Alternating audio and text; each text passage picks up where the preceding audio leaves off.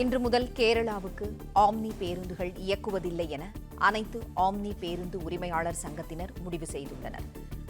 செய்தியாளர் பிரகாஷ் இணைப்பில் இருக்கிறார். பிரகாஷ், வணக்கம். கேரளாவுக்கு ஆம்னி பேருந்துகள் இயக்கப்படாது என்று சங்கத்தினர் முடிவு செய்துள்ளனர். விவரங்களை சொல்லுங்கள். இன்று தமிழகத்திலிருந்து கேரள மாநிலத்திற்கு சென்ற 100க்கும் மேற்பட்ட ஆம்னி பேருந்துகள்ல தமிழகத்தை சேர்ந்த ஆம்னி பேருந்துகள் சுமார் ஒரு 30 பேருந்துகளை கேரள போக்குவரத்து துறையினரால் திடீரென சிறைப்பிடிக்கப்பட்டு அந்த பேருந்துகளில் பயணம் செய்த பயணிகளை நடுவழியிலேயே இறக்கி விட்டிருக்கிறாங்க.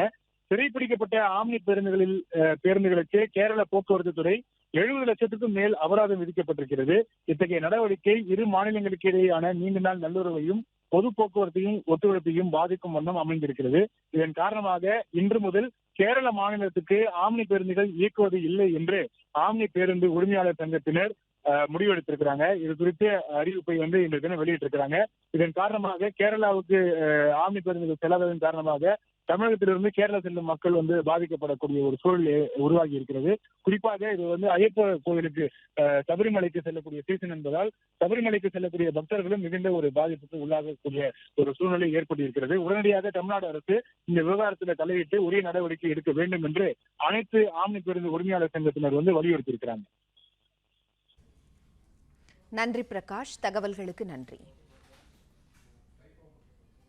பிளே ஸ்டோர் மற்றும் ஆப் ஸ்டோரில் இருந்து பாலிமர் செயலியை QR கோடு மூலம் பதிவிறக்கம் செய்யுங்கள். செய்திகளை உடனுக்குடன் பெறுங்கள்.